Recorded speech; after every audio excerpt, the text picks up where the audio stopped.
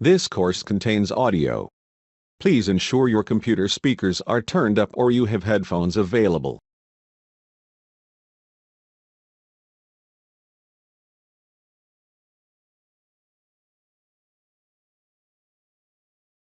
Welcome to Module 5 Stress Management for Supervisors and Managers.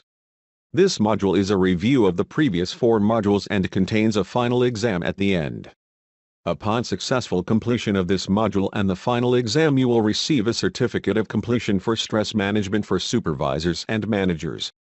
Use the navigation buttons to move through this module. Clicking on each button as needed will enable you to move at your speed through the course.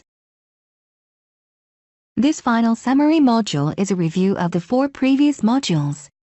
Wellness, stress, stress in a correctional setting, resilience and resources.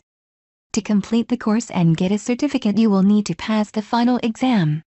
Objectives: review the essential information from the previous modules. Assess the learning from the previous 4 modules by completion of a final exam.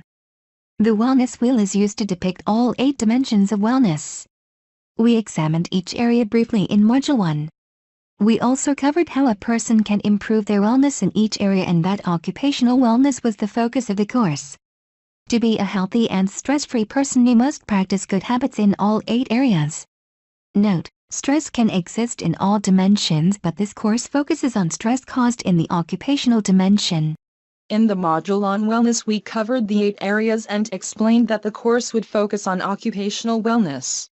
We also covered in a later module how stress in a correctional setting was unique to the corrections profession, and that if correctional staff don't get assistance when needed, it can lead to corrections fatigue.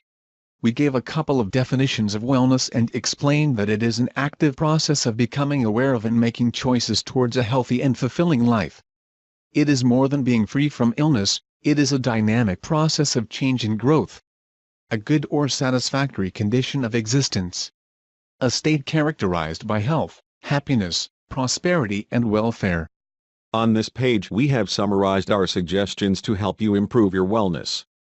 Take and maintain control of your personal life, exercise regularly, eat healthy, improve the quality of your sleep, and meditate and relax on a regular basis.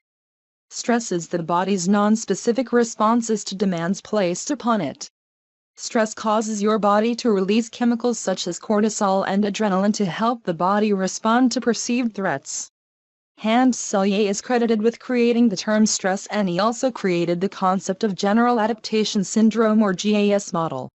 He used the stages described in the model to identify the stages of stress being experienced by an individual. These stages are in order: alarm, resistance and exhaustion. The 3 types of stress are acute, episodic and chronic. Acute stress is the most common. Episodic stress is the same type as acute but happens more frequently. Chronic stress is the most serious because it wears on us over time. It can also lead to physical distress and emotional breakdowns.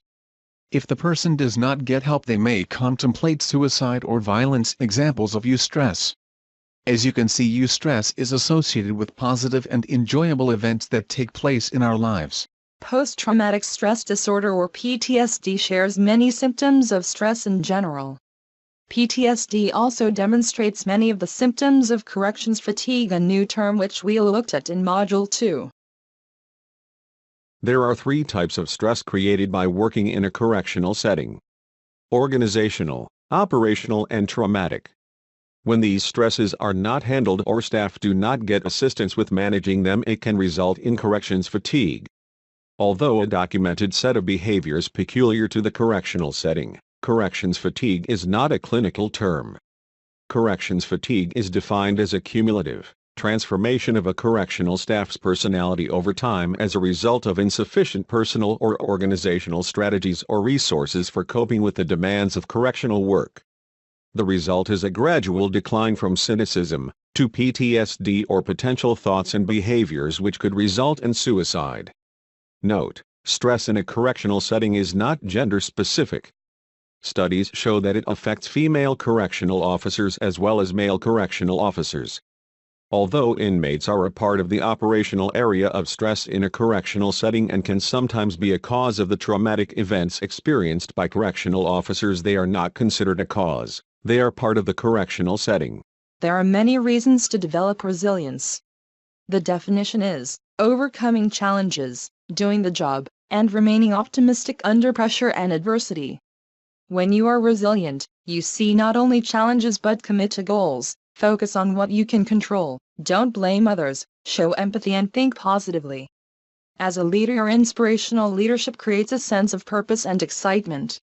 Your actions to create a positive work environment will help develop an atmosphere of collaboration. It is how you handle adversity that matters. Bouncing back is easier. You have an attitude that perseveres in the case of difficult circumstances. Resilience is defined by CalHR as a core competency. Every state employee needs to possess this competency to be effective. When things get too tough for you to handle, remember you have resources. The peer support group, EAP, and several other resources are there if you need them. Don't hesitate to ask for help when you need it. We stress the importance of communicating and staying connected to those people who are closest to you. We also stated that it is critical that you take control of your personal time. Use it wisely and spend it with friends and family. Do not take work issues home with you. You were given information on core and leadership competencies. The core competency needed by all staff to handle stress is resilience. We presented 2 definitions of resilience and noted that they both were represented by bouncing back from difficult circumstances. The leadership competency needed most by supervisors is inspirational leadership. It is important because through exercising it you energize people, create a positive work environment, and offer clarity on goals. In Module 4 you learned that there are 2 programs available to help staff when they need assistance with managing stress. They are the Peer Support Program and EAP. They are your first line of defense. Also available are the Safe Call Now, Serve and Protect, Crisis Text Line and Veterans Crisis Text Service. Should you need them, they are available and they are confidential. Recommend them to staff needing help with managing stress. In addition to these programs, there are many books available and many are free for download on the internet. You were presented with the suggestion to complete an action plan to help you monitor and manage your stress and the stress of your staff. Your plan should include a line for each staff person, an assessment of their level of stress and actions you plan to take to help them manage stress. Don't forget a line for you.